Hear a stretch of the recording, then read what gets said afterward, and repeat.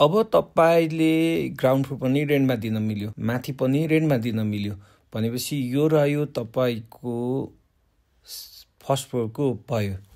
यो तपाईले यो पनि रेन्टमा दिन नै मिल्छ। लिभिङ रुममा किचन सँगै छ भने 2वटा बेडरुम पनि रहेको छ। अब तपाईले टप फ्लोरको हेर्नुस्, यो पनि भयो, यो लिभिङ रुम भयो। अब तपाईको यतापट्टि हाम्रो बेडरुम पनि छ, अर्को पनि बेडरुम छ यसमा पनि। भनेपछि यो रह्यो 20 फिटे बाटो तपाईलाई। अब यो घर तपाईले तल र माथि रेन्टमा दिएर आफू माथि बस्छु भन्दा पनि भयो।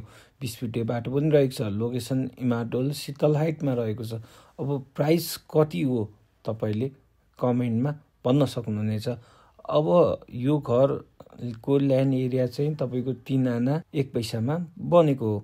अब सेमी फर्निश छ घर।